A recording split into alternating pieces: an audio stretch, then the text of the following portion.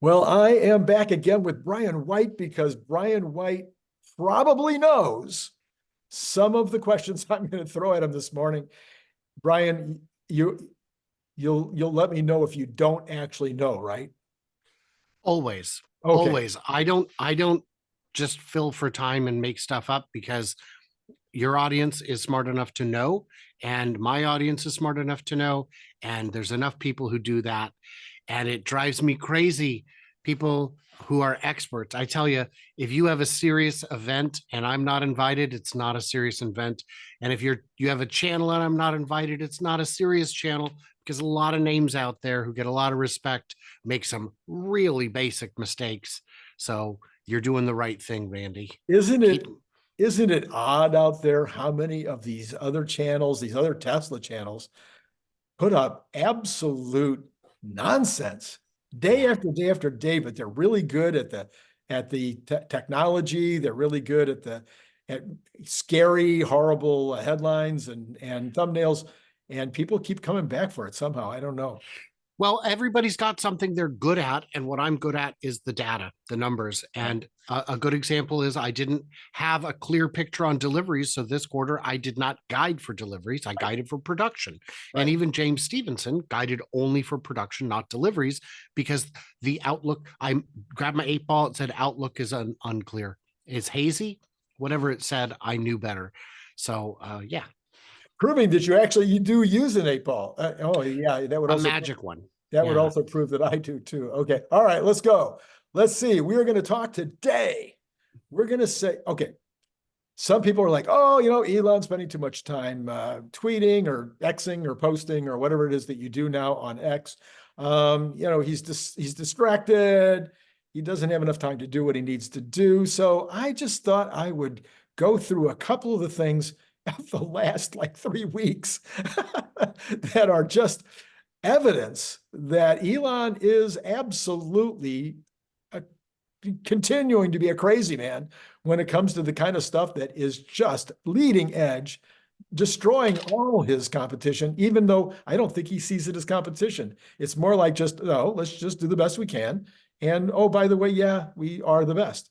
Is that Before okay? you get in, yes, before Oh, you get into your list, I'm just going to say it's not that he has to be there every day manually turning the crank. It's that he's been able to get ahead of the visions, things that he's done that seemed uh not revolutionary, but just had never been done. The idea of landing rockets is not new, but doing so profitably had never and still has never been done by anyone else. They've got rockets they've flown 20 times now. Getting ahead of autonomy, when they were the first to announce it, all of a sudden everybody's on board. Then you've got I mean, and it's everything like the mega castings, the putting batteries in the floor. That was a first. Structural batteries. All of it is about getting out ahead. AI, the bots, and every time the not the competition, the critics say you're crazy. The competition says, hey, hire an expert and find out if he's crazy, and then they follow the lead. that's right. Yeah. Yeah. And that's continuing to happen. That's the point of this show today. I wanted to go through a few things people that may not be paying as close of attention may not realize just the crazy things that are going on right now. So I call it shock and awe at Elon's methods. I don't know if is it too soon after Iran and Israel. No, The shock and awe of that was that Israel completely intercepted what they let 3 out of 300 get through or something like that. well, it was more about reminding Israel that they are not. They spent $1 billion shooting down $30 million worth of hardware.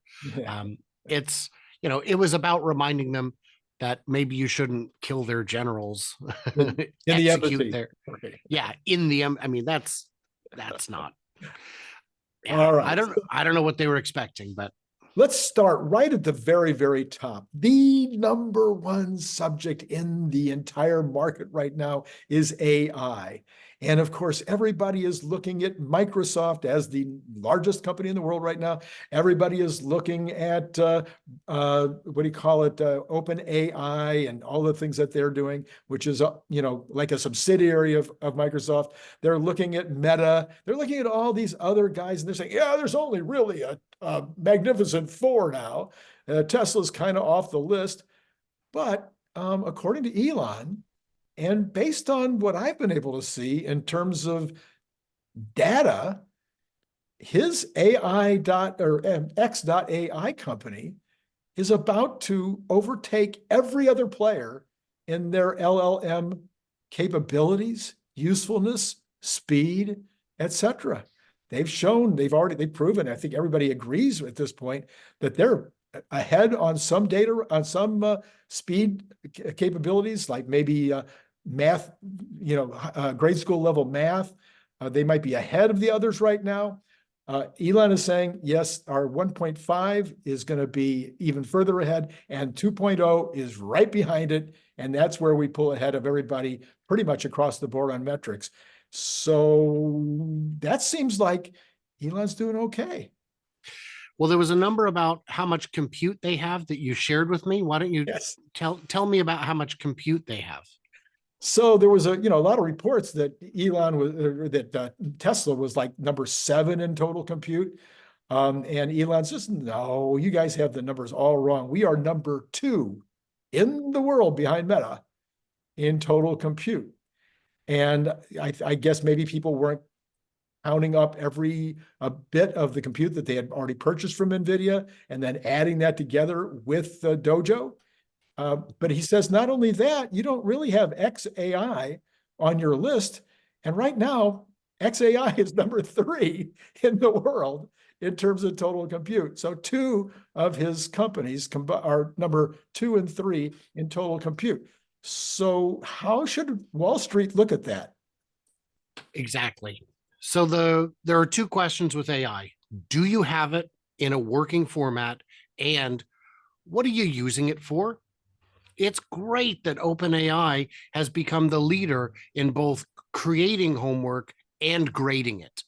But how many people are actually paying for it? I've never paid for it. I have paid for some image generators in the past that were not very good at the time, but mostly I don't. I do pay for the AI that generates my shorts on my channel, because there's no money in it, and otherwise I wouldn't make them. But how do you monetize it? And Tesla's AI division has a financial use case called Autopilot Plus, called FSD, called Robotaxi. And that part is, if you've tried version 12, it's so much better. It actually works. And there's 2 problems there. The first is, do you have the compute?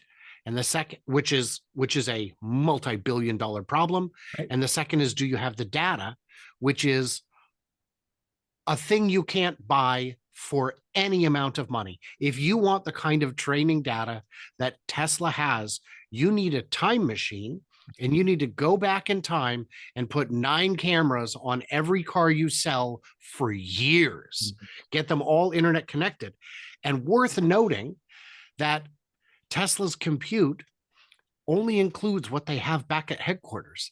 It doesn't include your car or my car.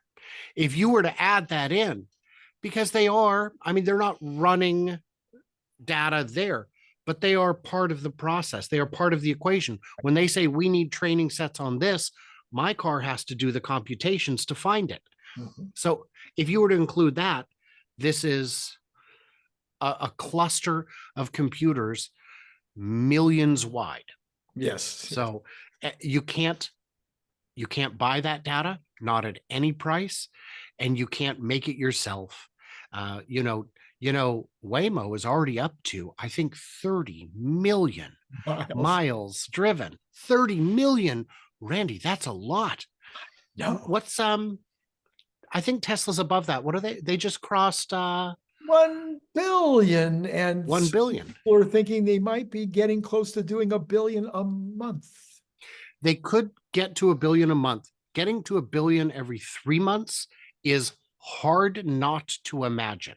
Right. The math works out well for them doing 1 billion every 45 to 90 days, depending how aggressive it is. I will tell you that most of those miles, though, are not useful. The only miles that matter are the disengagement miles. Right. Or the intervention miles. So when I did 120 miles yesterday, no, 180 miles yesterday on FSD. It worked great. It worked too great.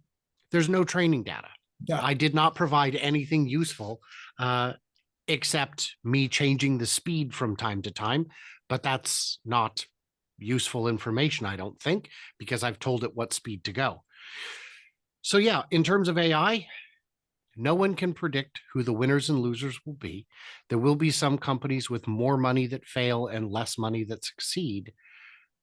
But Tesla is uniquely positioned, and XAI appears also uniquely positioned. Well, and more proof, Grok AI, according to Elon, at 1.5, I haven't been able to get on the new 1.5 yet, but I according haven't to either. Elon, it will be able to read your prescription bottle. And that, of course, will change the world because you're younger and maybe your eyeballs are still really, really good, but you're going to find out pretty soon now that the letters on prescription bottles are getting smaller and smaller and smaller. And it's almost impossible to read. These manufacturers, they just keep making them lighter and smaller. And pretty soon you have to have a light. You have to put a light on, and then you still can't see it. So he'll change the lives of millions and millions of seniors just by making Grok able to read your prescription bottle. I'm already starting to have that where I flip over something to look at the ingredients or the directions, and the text size based on the length of my arm don't quite match. I gotta work on that. Yes. So that, and the other one that people are mentioning is that you can do your I'm not a computer scientist by any stretch of the imagination, but you can do your layout of what you want to accomplish in your there's a name for it. Anyway, when you want to set up your plan, you can draw it. You can literally draw this by hand. You can put it into Grok, show a picture of it to Grok, and Grok can do the coding from this hand-drawn layout you're trying to accomplish. So these are some crazy things that are going to be really useful to a lot of people. And these are, and I'm sure they're putting those up there because they're such interesting actual use cases. So, all right, let's talk about the X.com.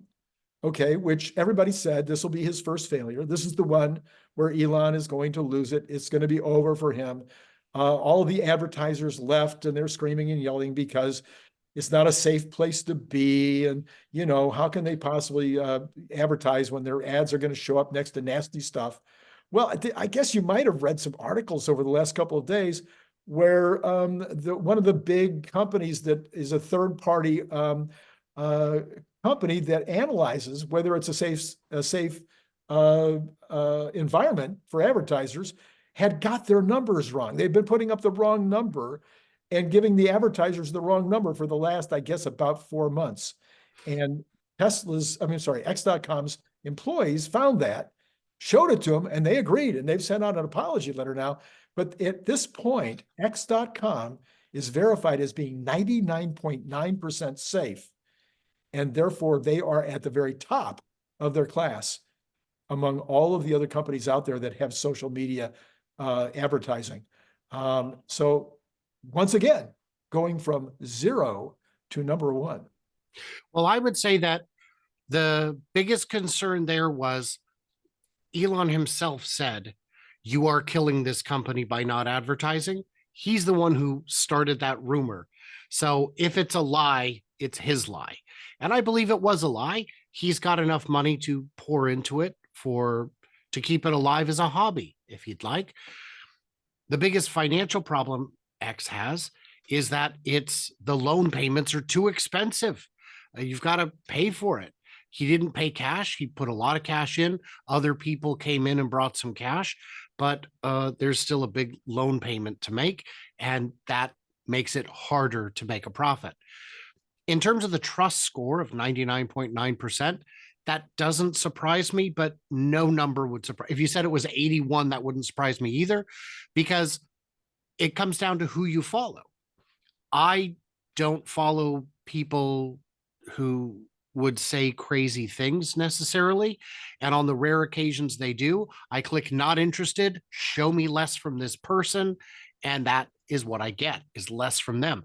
So I think I would have a very clean experience.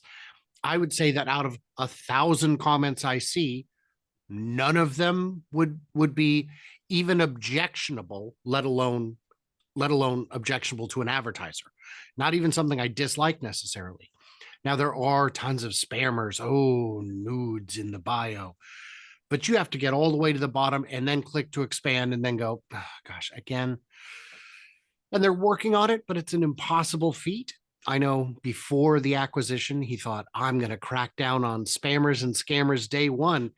And from the outside looking in, nothing changed. I still get followed by a half dozen fake Elons a week.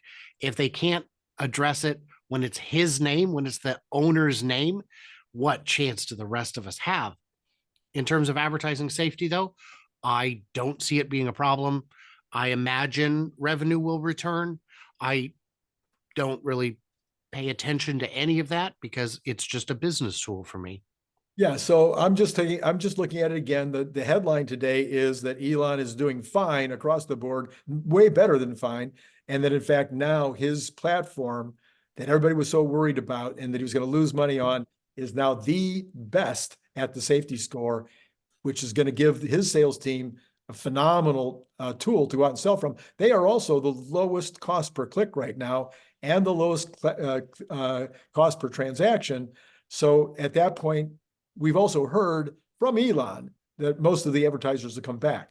So all of that would suggest that X.com is in great shape. What would also suggest it's in great shape is he said, hey, if you've got 5,000 or more followers, I'm not even going to charge you for the blue check mark. So therefore, there was a lack of the need to not followers, subscribers. I'm sorry, subscribers. Yes, but if you've got 5,000, it said subscribers.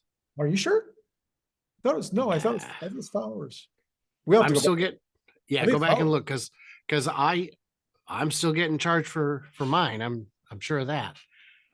I think I am. I was just have to double check. I was just under 5,000. It had to be 5,000 verifieds. So 5,000 with blue check. Checks. That would be more reasonable, I think. Yeah. Because 5,000 just regular seems too low, and 5,000 subscribers seems much too high. Yes.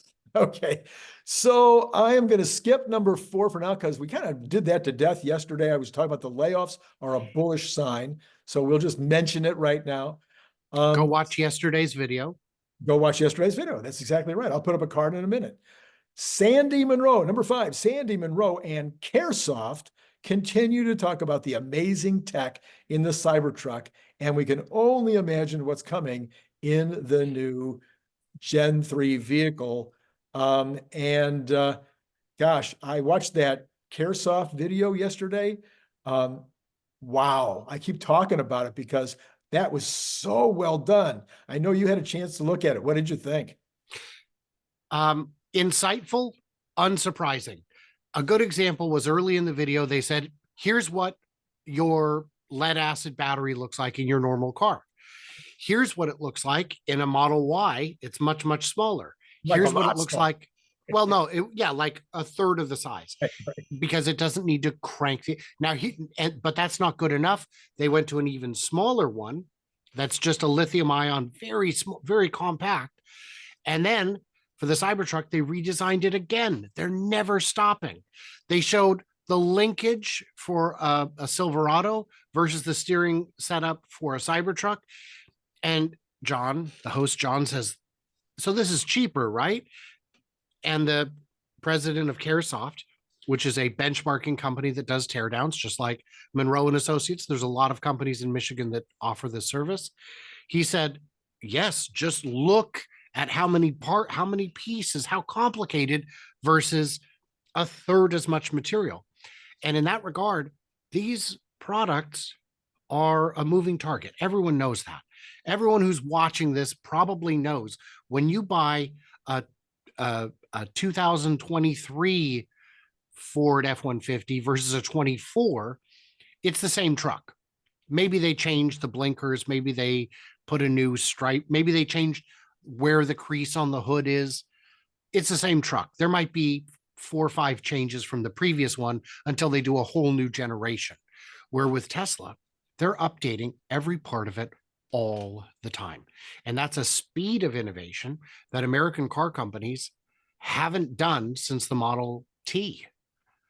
Yeah, I was really blown away by the air tanks for the hydraulics because it was showing that the air tank that they were using for the Cybertruck was the size, it was like the diameter of the tank you would use for scuba diving, but like twice as long.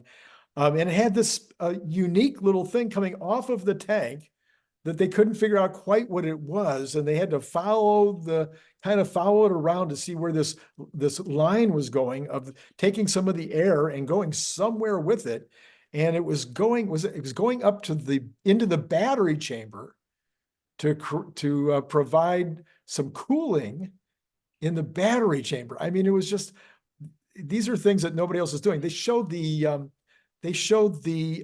harness, the wiring harness that goes from where you fill the car to the battery.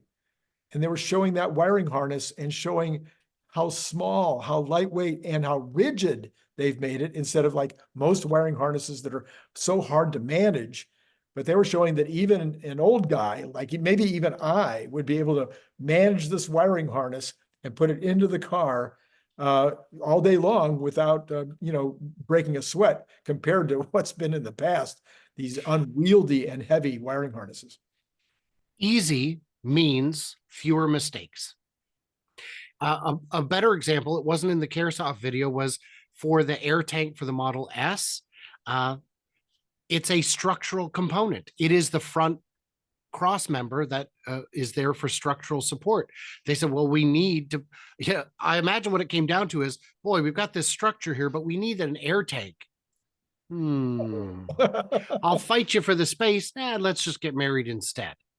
So yeah, there's there's a reason the competition can't get profitable, and it's because they're not doing this.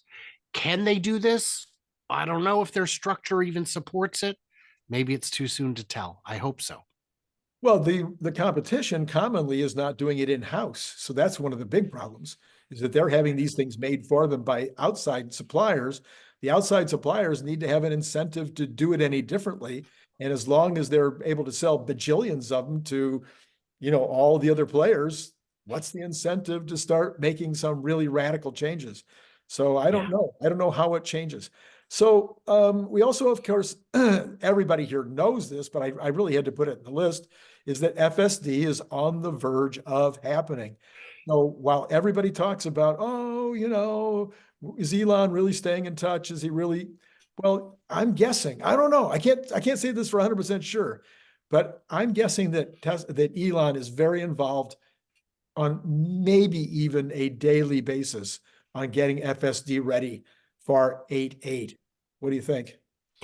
I don't know what he would be able to contribute to it other than pressure. I think the equation to solve it is understood, and they just need to gather the data, let the AI process the data. And the crazy thing is, we used to get excited to see an update a month. Once you've got version 12, you're seeing an update a week. I saw someone say, oh, by the way, I just got 12.3.4. And I thought, wow, maybe I just got a notification. I got it too. Oh, you got it? Oh, yeah. Oh, yeah. Have you driven it yet? Yeah, about 400 miles. Oh, okay. With one intervention where I felt it got too close to another car darting around it, too close for my taste. Probably would have been fine, but I wasn't gonna be the first on-camera accident in version 12 like that.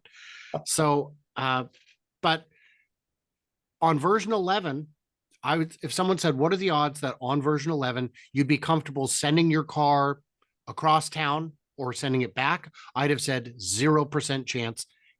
If it makes it, it'd be a miracle. And on version 12, I'd say, I still wouldn't do it, but I'd say, way better than 50% chance it would make it all the way there and back. Mhm. It just might annoy some people, Right. and it might come back with curb rash. Yeah. It might annoy. So I had one yesterday where it was trying to make a right turn onto an on-ramp to the freeway, and it was a stop sign. So you don't see a lot of times that there's a stop light at the on-ramp. And so it was a little bit confused by that. California, so it could go right on red. I'm sure it would have eventually gone. It might have waited till it was green, but of course I had folks behind me. So I needed to tap the accelerator. But yeah, there are still some edge cases and some unusual circumstances that it's working on. But I think you're right. I think it could make it on its own on most drives right now. In fact, I'm sure of it. I'm not even maybe. I think yes, it absolutely could. Yeah. There you go. There you go. Yeah.